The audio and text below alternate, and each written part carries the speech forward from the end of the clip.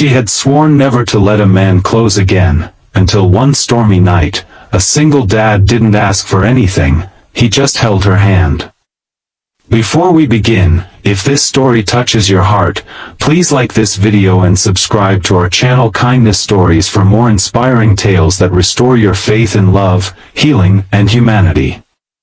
The night rain hit New York City like it held a personal grudge. Thunder grumbled in the sky as the wind danced with angry rhythm, rattling windows and drenching every soul unfortunate enough to be outside. But inside the corner coffee shop, dimly lit and half empty, she sat, her hands wrapped around a steaming mug of tea, not for warmth but for something to hold on to. Her name was Elise Monroe, 28 years old, beautiful in a quiet, storm-weathered way. Her dark eyes were tired, not from sleep deprivation, but from the emotional burden she carried daily. A woman who once believed in fairy tales but now trusted no man. Not after what she had been through. She had told herself love was a trap. Promises were just words. And men? Men only wanted what pleased them. And when it no longer served them, they left. Like her ex-fiancé who had called off their wedding 6 days before the date because he needed to find himself. No goodbye. No remorse. Just an email and a returned ring. That's why she came here every Thursday night, to be around people but talk to no one. To listen to soft jazz and forget for a moment how broken she felt. But tonight, someone noticed her. Someone who had no idea that their lives were about to intersect forever. He entered with a soaked jacket, a broken umbrella in one hand and a sleepy 5-year-old clinging to the other. His name was Carter Wells, a 33-year-old single dad with gentle eyes and the kind of smile that made you think of warm kitchens and safer times. He looked around for a table but the place was more crowded than usual. Only the table next to Elise had 2 empty chairs. She looked up briefly, uninterested, until his child sneezed.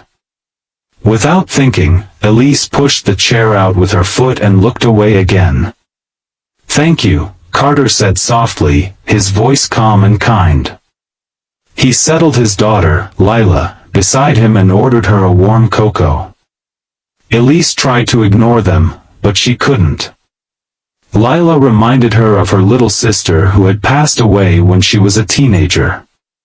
Her hands trembled slightly as she brought her cup to her lips. Carter noticed but said nothing. Instead, he handed Lila a napkin and pulled out a small sketchpad to distract her with drawings. He was patient, so deeply patient, that it stirred something inside Elise she didn't want to feel. Trust? No. Not that. Not again.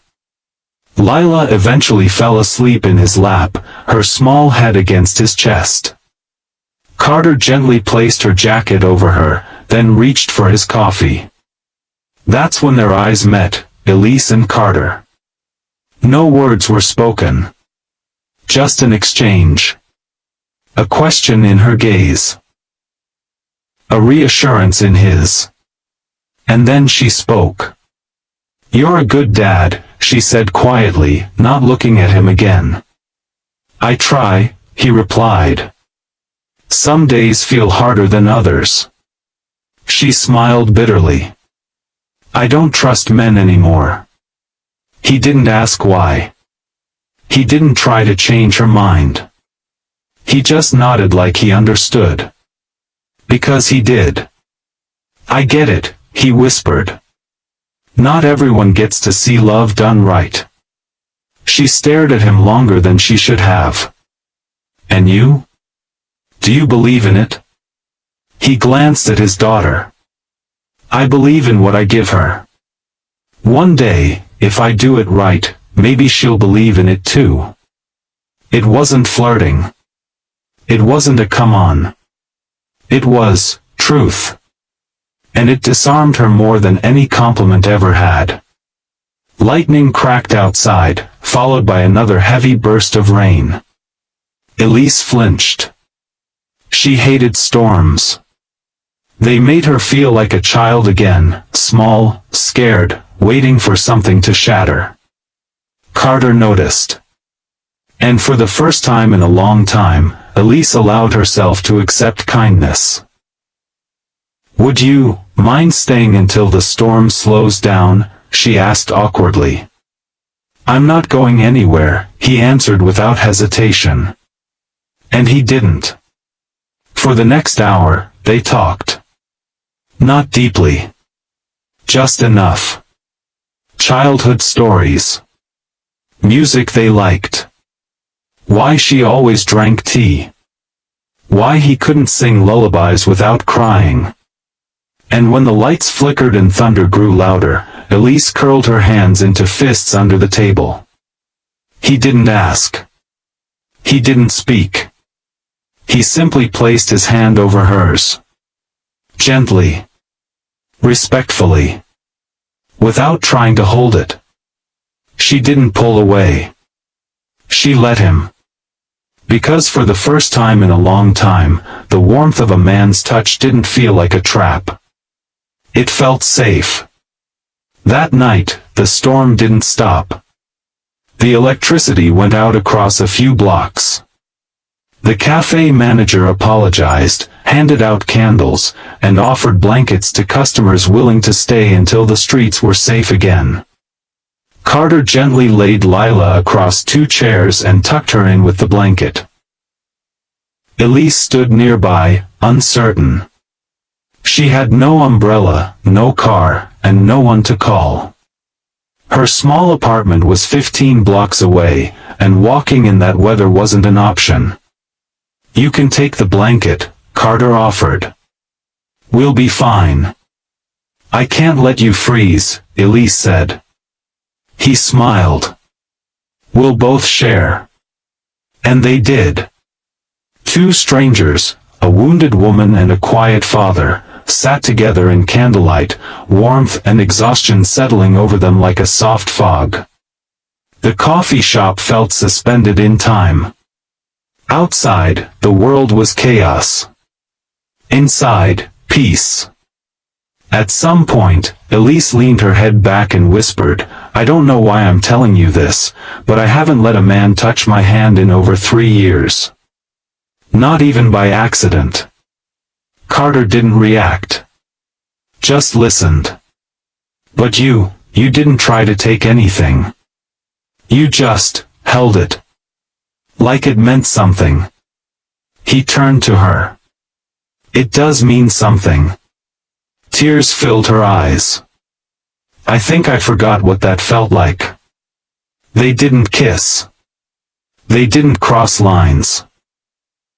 But when she leaned her head on his shoulder and he wrapped an arm around her, Elise didn't feel invaded. She felt protected. Later, when she half-dozed, she realized he was still holding her hand. All night. Without pressure. Without expectation. Just presence. By morning, the rain had stopped. The streets glistened under sunrise. The cafe reopened. And life resumed. Elise stood at the door, unsure of what to say. "Do you want to walk?" he asked. "We'll drop Lila at her preschool. Maybe grab some tea." She blinked. "You don't have to," he added gently. But she smiled. "No. I think I'd like that." And as they walked together down the wet sidewalk, her steps light, his pace slow to match hers, she reached out first. This time, she held his hand. Because maybe, just maybe, not every man walks in to hurt you.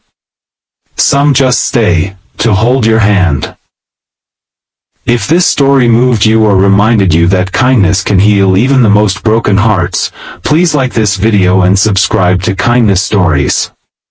We bring you real emotions, soft moments, and human goodness, one story at a time.